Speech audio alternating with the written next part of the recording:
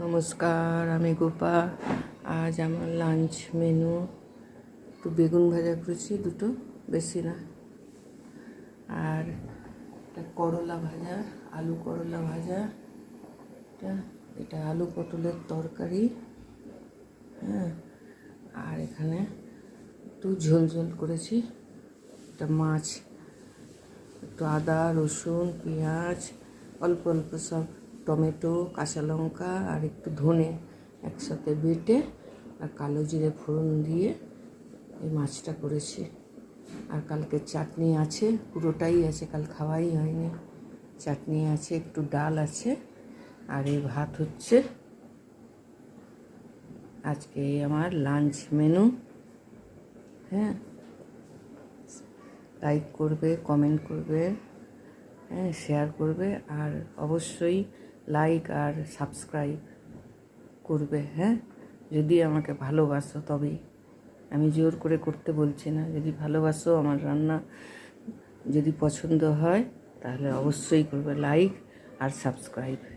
ঠিক আছে, তাহলে আজ এই পর্যন্ত। নমস্কার, আমি গোপা। আজ আমার লাঞ্চ মেনু একটু বেগুন ভাজা করেছি, দুটো, বেশি না। আর একটা করলা ভাজা, আলু করলা ভাজা, এটা আলু পটলের তরকারি। হ্যাঁ, আর এখানে একটু ঝোল ঝোল করেছি, এটা মাছ, একটু আদা রসুন পেঁয়াজ অল্প অল্প সব, টমেটো কাঁচা লঙ্কা আর একটু ধনে একসাথে বেটে আর কালো জিরে ফোড়ন দিয়ে এই মাছটা করেছি। আর কালকে চাটনি আছে, পুরোটাই আছে, কাল খাওয়াই হয়নি। চাটনি আছে, একটু ডাল আছে, আর এই ভাত হচ্ছে আজকে আমার লাঞ্চ মেনু। হ্যাঁ,